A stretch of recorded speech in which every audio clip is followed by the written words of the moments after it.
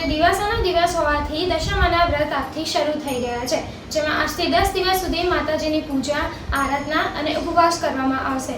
ત્યારબાદ 10મા દિવસે જાગરણ બાદ માતાજીને જળમાં પધરાવવામાં આવે છે।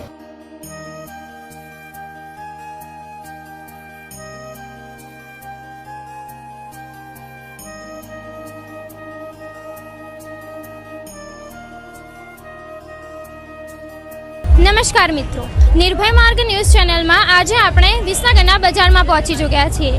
જ્યારે દશામાના વ્રતને હવે ગણતરીના દિવસો બાકી રહ્યા છે, ત્યારે વિસનગરના બજારમાં ખરીદીનો એક અનેરો માહોલ જોવા મળી રહ્યો છે। તો આપણે જાણીએ કે આ વખતે શ્રદ્ધાળુઓનો આ કેવો ઉત્સાહ છે અને મૂર્તિઓની શું માંગ છે તેમજ શું ભાવ છે।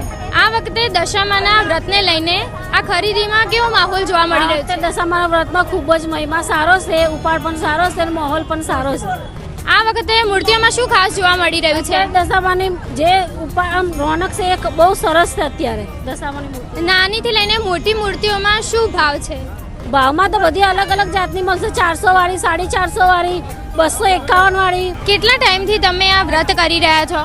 દશામાનું વ્રત આ ત્રીજું આવ્યું અને આ વ્રત કર્યા પછી તમને ઘરમાં કેવો માહોલ જોવા મળે છે? બહુ સારું છે। દશામાનું વ્રતથી તો બહુ સારું પ્રિય થાય। કેટલા સમયથી તમે આ મૂર્તિઓનું વેચાણ કરી રહ્યા છો? 15 વર્ષથી બેન અમે મૂર્તિઓનું કામ કરીએ છીએ અને વેચીએ છીએ અમે।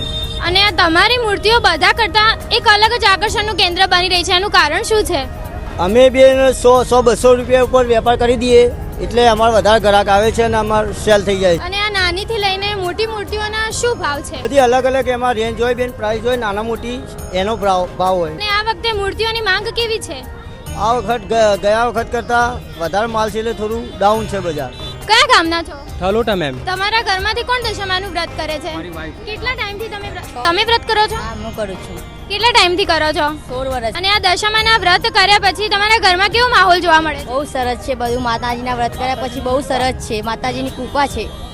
અને આવનારા સમયમાં શું આશાઓ છે તમારી આ વ્રતને લઈને? કોઈ આશા નહીં, બાળ બચ્ચાને સુખી રાખે એવી જ આશા માતાજીની।